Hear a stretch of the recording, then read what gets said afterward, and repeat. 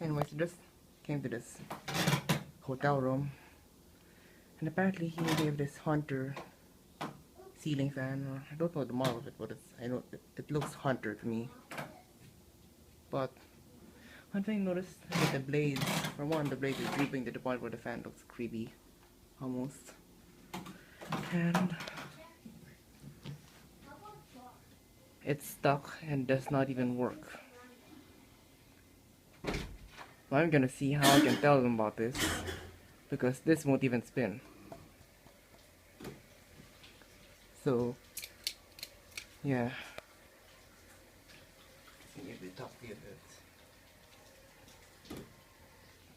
I just hope that they realize that this doesn't even work, and hopefully they'll either get a new one or restart it.